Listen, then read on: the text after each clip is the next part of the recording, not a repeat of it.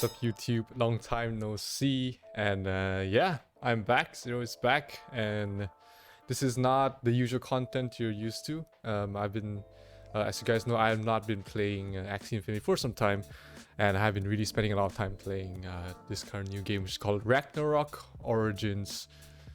Ragnarok Online Origins. And it's a really fun game, right? If you ever play Ragnarok online in the old PC client, there's a hit of nostalgia. I've been playing Ragnarok since forever, and when this new version of the game came out, I really went in straight to the game. So today we'll be having, I'll be sharing with you guys my character and how I built my character. This is yeah, this is gonna be cool. So yeah, currently I'm playing a champion, which is a very strong PvP and DPS class. Today I will be showing you guys what is my build, how do you build it, and possible upgrades in the future. Not to mention a little bit of my thoughts and insight on the finger offensive build, which is the build I'm running, compared to any other builds that is viable for this champion build. So yeah, finger offensive is a ranged P damage attack, which is one of the main offensive skills of the champion. It is one of the viable builds you can go for if you want to play this class. It is a very fun class. It is a very fun build you can go for because of its potential in both PvP as well as PvE. Before we start getting into the details, I'd like to share my skill builds for this class. I'm going to give you a bit of explanation as well on why I decide on certain skills and whatnot. You can pause the video at any time to have a look on the breakdown, and I hope the explanation makes sense. Now in Acolyte, at the start, obviously if you start the character off fresh, you might need Holy Light, you might need a bunch of things to level it up. I personally, if you're starting an Acolyte from scratch as an Agi Strength or Agi Luck Acolyte, you might want a couple of levels, a lot of levels in Demon's Bane, Blessing, and Increased Agi. If you're going for the magic route before switching over, which I do not recommend, because on how your medals and other refinements or enchantments might be, because Holy Light is a magic skill, I think you might not want to go that route. So maxing Blessing and Agi is absolutely crucial. It gives you 10 to Strength, Dex, as well as Int, which buffs pretty much every facet of a monk, regardless if you're playing a finger offensive one or if you're playing a combo monk or an Asura monk. Blessing is absolutely must max. Increase Agi as well, increases your move speed, gives you 12 Agi as well without the Verus Cores, so increased Agi is really important. Something that I do add that I notice a couple of different content creators do not go for is Demon Bane. Now Demon's Bane is a passive that gives you 20 base physical attack and 20 base physical defense as a base. Now when you're attacking an undead or demon monster, which is a lot of the late game mobs currently in the version, late game mobs or MVPs, they're either undead or demons. Things like Dracula, Doppelganger, Baphomet, they're all either demon or undead. So this is a very nice bonus to have for your Acolyte skill tree, because it gives you an extra 50 base P attack and 50 base P damage, P defense. Now you can say this is not a huge deal, like it's 50, you're not missing out too much, but you also have the 20 base that you are missing out on as well. So well, a couple of the videos I've seen on other people's monks build is that they just skip Demon's Bane altogether. I absolutely think that you do not want to miss this skill because it's absolutely crucial, and I definitely recommend maxing it out. Now you can see I have a couple of levels in Hugh and Angelus just to unlock Kyrie Ellison. Now Kyrie is a very clutch skill in certain situations where if you're low in HP and you need that sudden burst of shield, you can just press it, have it on your hotkey as an emergency button if your body relocate is on cooldown. Again, it is not very important. In the long run, it can come up clutch in a couple of situations, but otherwise it is really not a very important skill to have.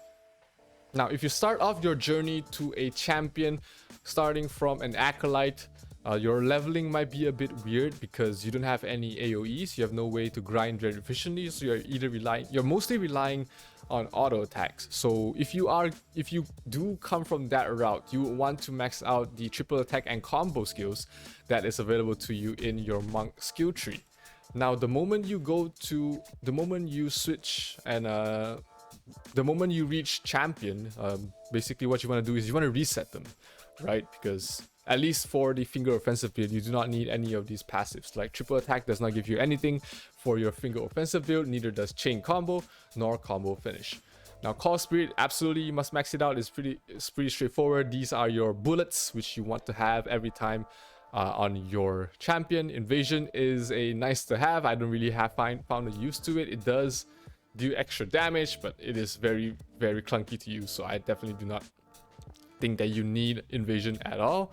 Critical explosion is nice, is great to have, because when you play finger offensive, you have the option of going for the Asura strike as well. So you definitely want to have critical explosion. Of course, if you decide to never ever use Asura strike, you can absolutely just miss out on critical explosion for whatever reason. But I definitely do recommend maxing out critical explosion, because there are some times where you just want the Asura strike as a huge finisher to certain PvP situations, such as an unkillable priest or a monk, or a paladin or a knight, where you have trouble getting through the parry or auto guard. The Asura strike will come in clutch.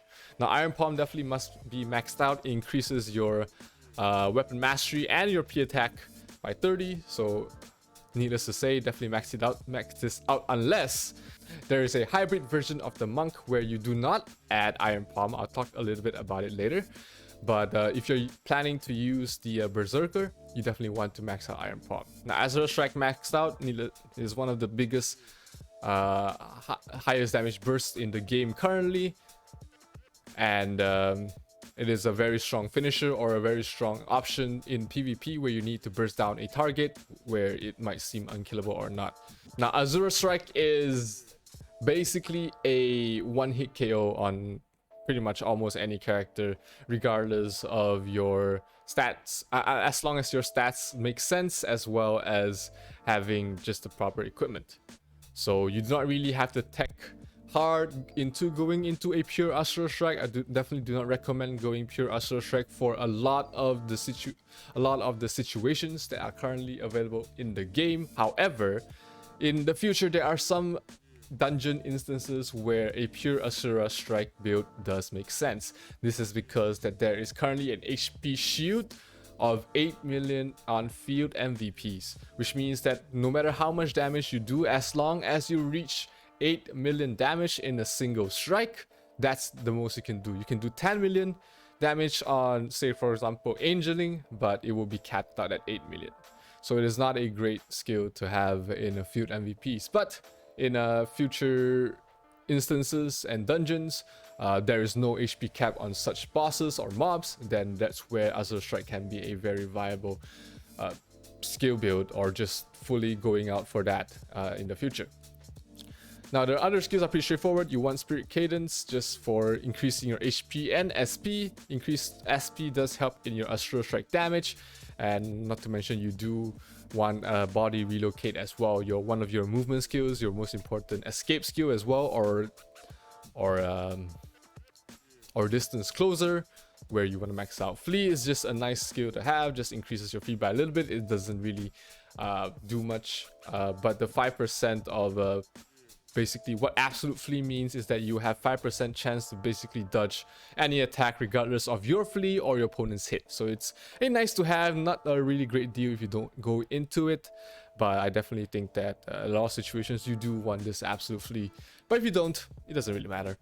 Steel Body is you don't really need Steel Body in this specific finger offensive build, because you have plenty of movement. In PvP situations, you would usually have a smoky card as well. We'll talk a little bit about that later, but this is basically your second job skill tree. Now, for the third job skill tree, there are a couple of skills you definitely must max out. Firstly, it is Zen, which enables you to collect your bullets, your Spirit Spheres 5 at a time, which enables you to be a constant DPS dealer in MVPs or in any bosses. Now, obviously, finger offensive, you want to max out. Absolutely important to max out this skill. It is your main damage skill after all. Connected Waves gives you further P attack, as well as increases your weapon mastery for your knuckles, and the rest is pretty flexible. Some people There are some situations where one level of Raging Palm Strike might be good to push your targets out of things like Pneuma or Safety Wall, which enable. This is a melee skill, so it is not blocked by Pneuma. And if you do tech into maybe one level in Raging Palm Strike for PvP, you can knock out pesky priests from their Pneuma and continue using Finger Offensive. You can also knock them out of Safety Wall as well if you're going for Asura. So I definitely do see some value in maxing out, not maxing out, but at least having one level in Raging Palm Strike for PvP. But for PvE, this doesn't really matter because you're never going to use it anyways. Tranquility is basically a tech skill where you can regain your HP and SP. It comes clutch in some situations. I do have it on my hotkeys, but I don't use it as much in most situations, except for maybe Arena or PvP where I need a sudden burst of heal and there are no priests available. Now, Blaze Stop is a very situational skill where you can have, this used to be called Root in IRO, or even in pre-patch Ragnarok Origins is called Root, but a lot of you guys might know it as Blade Stop. Now, Blade Stop, what it does is that it basically can stop your opponent from attacking, and you can follow up with a skill depending on what level it is at, right? So as you can see now, I can use Blade Stop, and both of us would, and one of the attackers will stop attacking. When there's a pet, it does mess it up a little bit, but if there's no pet, you can, let's try that again. Let's kill the pet. Oh, oops. Okay. Alright, let's try that again. Now, as I was saying, when you use Blade Stop, the next attack you will be able to block, basically stop the next attacker that attacks and lands a hit on you, and both of you will be stuck. So how you can do this is, one, you can use this to stop enemy snipers and have your teammates be able to finish off your opponent's snipers. Another way is that you can finish him off with your own skills. For example, when you use Blaze Stop, depending on your level, you have different skills you can use. Level 2 unlocks Finger Offensive, level 3 unlocks Invasion, which I don't have, level 4 unlocks Chain Combo, and level 5 unlocks Azura Strike. So basically, when you use Blaze Stop at level 5, you can use Azura to follow up. I believe you do not need Fury to be able to use that, but it's nice to have Critic Explosion ready on the standby as well. Now, Blaze Stop does not work on skills, whether it's magical or physical. It has to be a physical attack, which means that you can use it against assassins, normal auto attack assassins, or against things like auto attacking knights or something else that does auto attack, such as ADL snipers. It's a nice skill to have in your arsenal for any emergency situations, but again, it is not very important for PvE. That's basically a skill build for monks. Now let me show you guys the stats as well as equipments for the current level. Obviously at level 90 as well as level 100, there are huge power spikes for your champion, but we're going to talk about what is currently available in the global server. Now I'm going to talk about the equipment first before we go into the stats, to give you guys a little bit of an idea on why I go for these certain stats or items. Right now, mainly the content in the game right now is mainly for PvP as well as PvE, just minor skirmishes, nothing too major. So that is why I feel the Tears armor as well as the whole tier set is the best equipment sets for a Finger Offensive, or even just any version of the monk. Really, you don't really need a reduction for most situations, because one, you have your priest along with you, or two, there are a lot of ways to position yourselves to stay out of things like random AoE skills and the such, right? So Thirst armor along with the Vali's cloak and the Vidar's boots are what I go for. Weapon choices, there are plenty. What I go for mainly for PvE bossing is the Berserk. Now Berserk is a very strong weapon, primarily focused for the finger offensive build. At +6 you do get a 40% physical defense ignore, and +10 you get an additional 15% bonus damage on your finger offensive, and when you reach +15 on it you do have a 50% chance to do 20% more finger offensive damage. Now this +15 is really not a big deal, not a huge difference maker to make finger offensive viable. It's nice to have, but if you have a minimum +6 or even a +10, it works completely fine. Now the accessories, you do want to have Nile Rose when you reach level 85, but before that the ring is perfectly fine. It adds more P attack for every 10 points of strength you have, and for every refine as a bonus 3 strength, so that helps. So these stats will be able to make sense with your stats build. Costume wise, it's not a big deal on what you equip.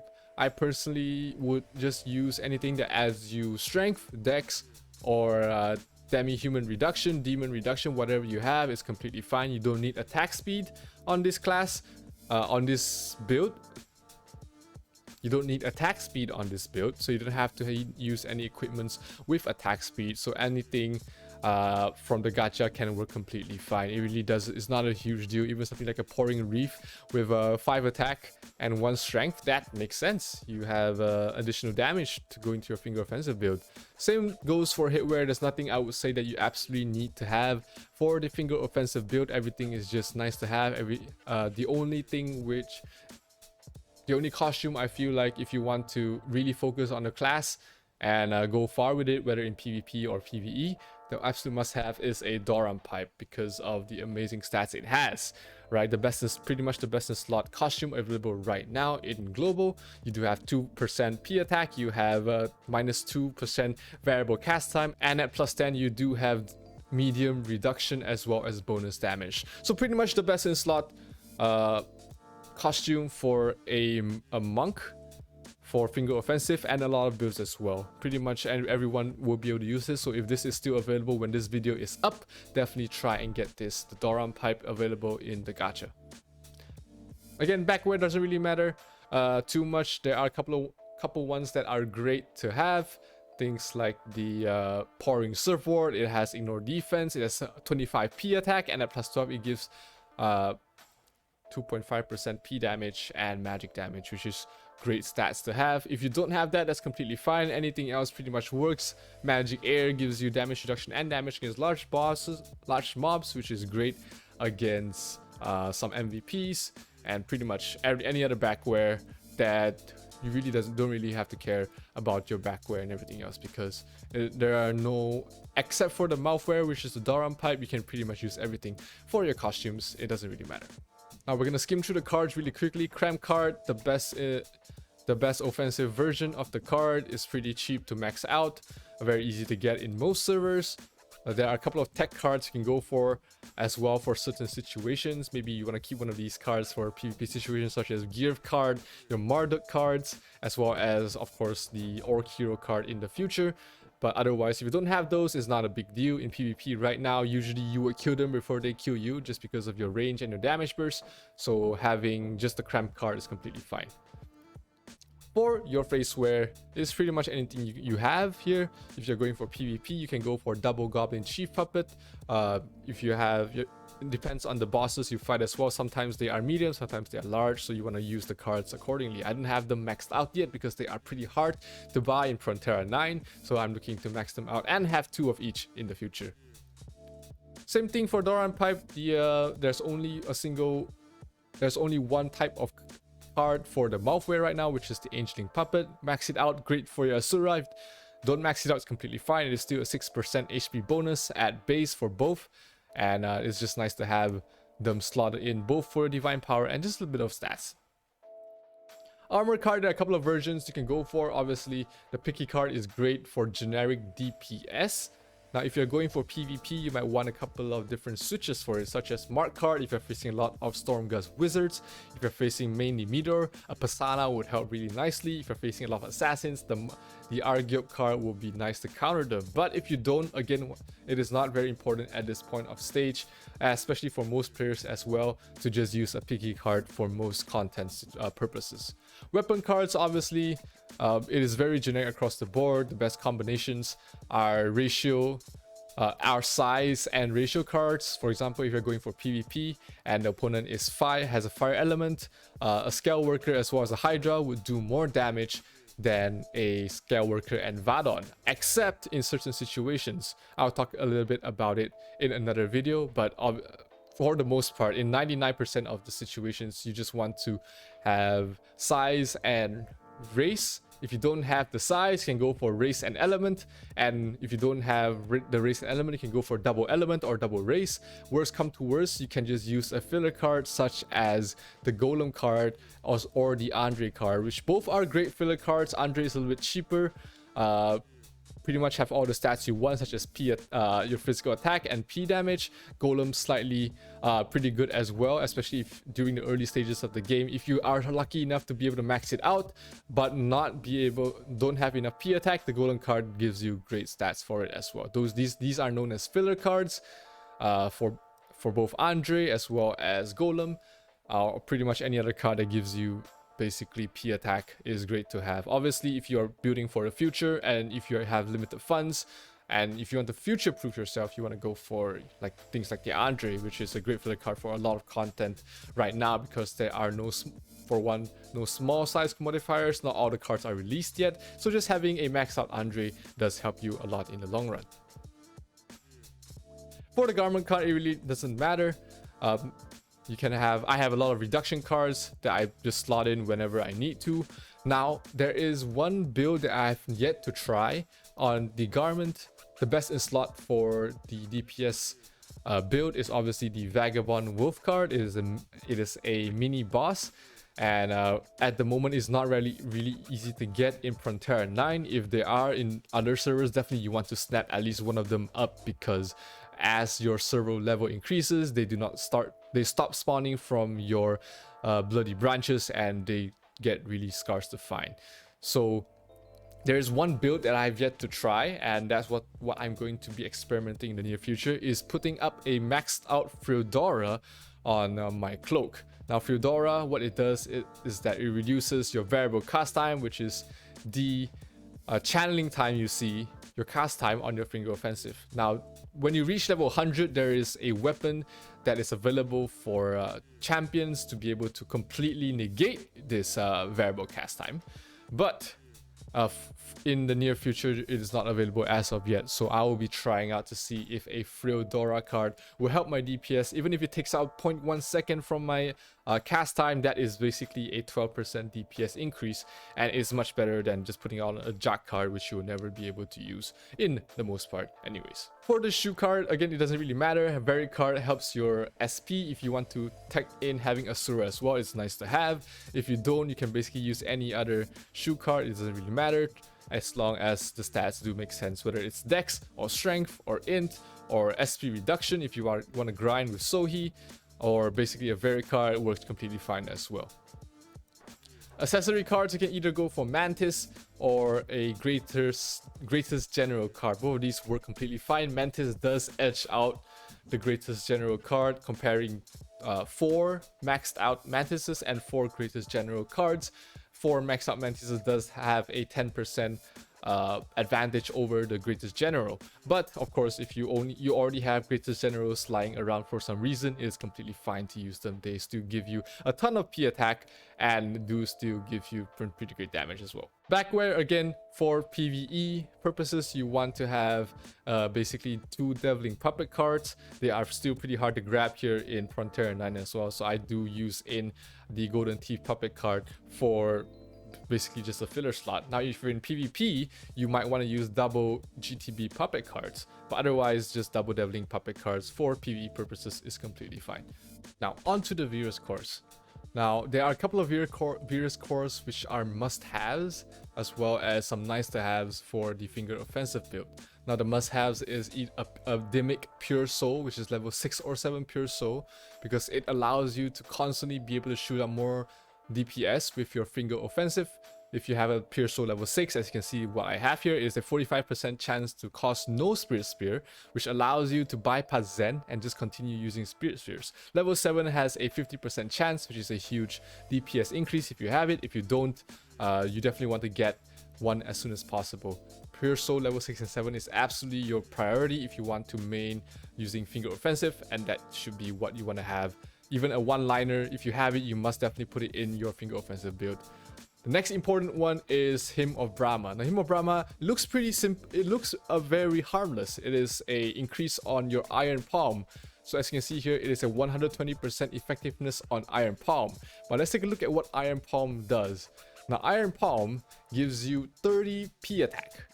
So if you have a level 3 Hymn of Brahma, which I do have, it basically gives you 42 bonus P attack on top of the 30 that you already have with Iron Palm, which is huge, which is more than what Strength gives you, which is more than what a P attack line of Verus Cores gives you. So Hymn of Brahma is absolutely great. It is very flexible. You can use it if you want to tech into Asura as well, or any other combo builds, or even auto attack builds that champions can go for.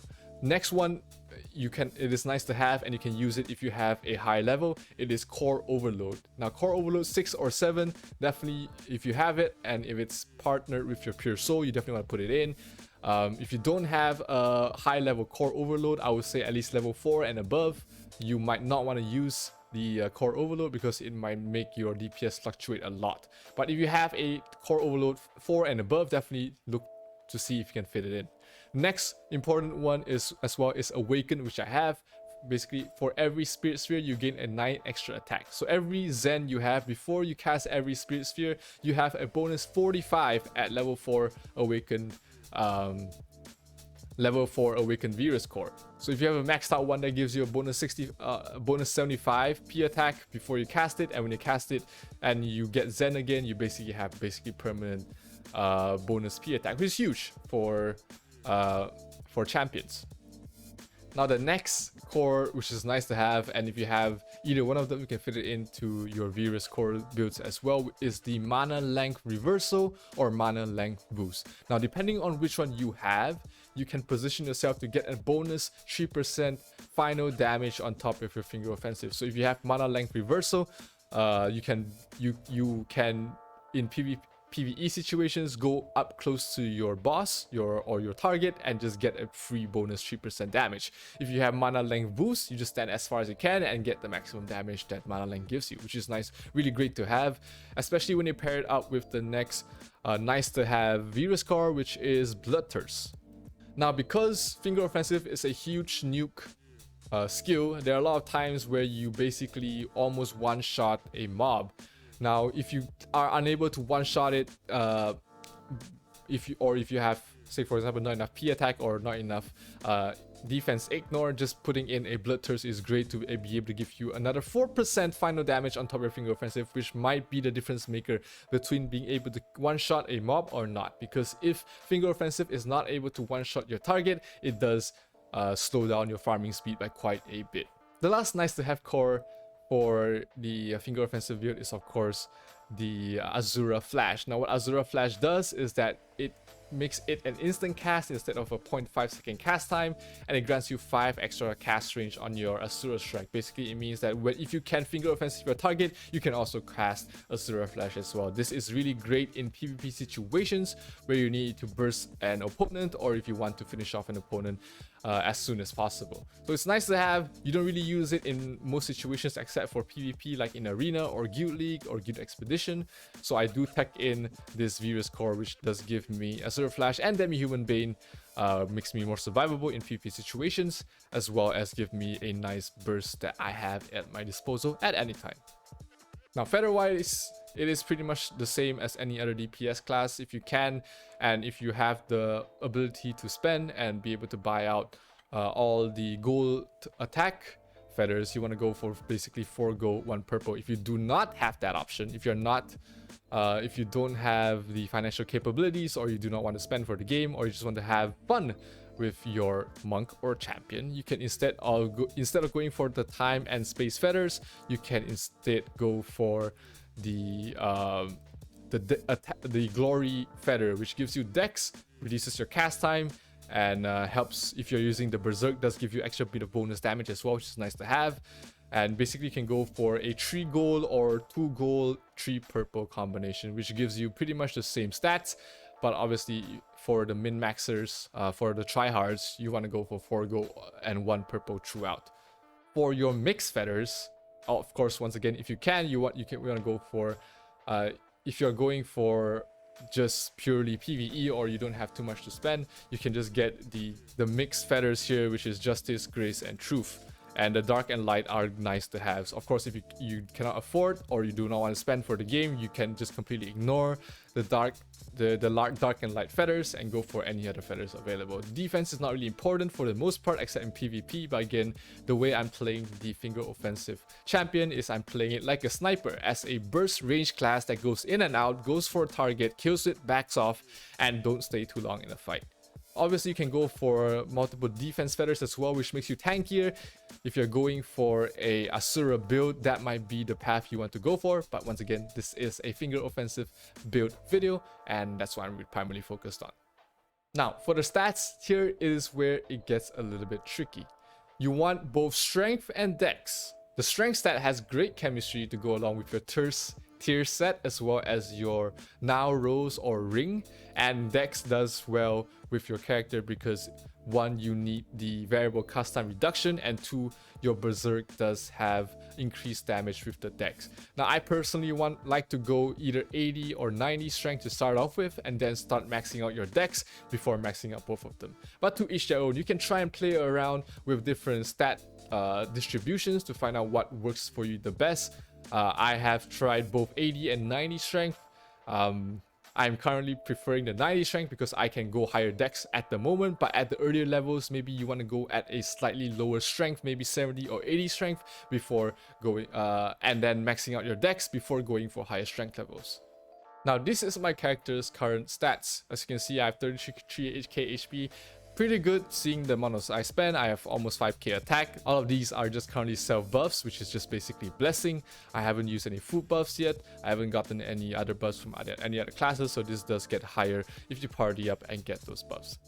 Ignore defense is going to become more and more important as you progress through the game. At the moment, 674 is the bare almost the bare minimum to do maximum damage on level 90 mobs. At lower levels, you can have them lower, that's completely fine. I can make a whole video explaining on how physical defense ignore and percentage works, but Blueberries have already made a great video. You can check that out in the description below. Blueberries comes out with great informational content. Definitely check out his channel.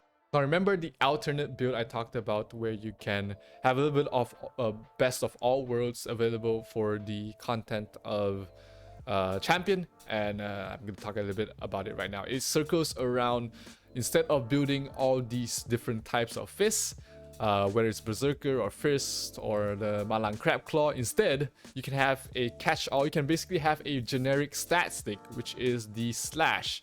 Now Slash is basically a huge stat stick that is available for the champion class. It has high P attack, it gives you strength, gives you agi, and it gives you additional damage, and for every fight it gives you bonus P attack as well. So what the Slash allows you to do is that you can equip a shield to go along with the Slash.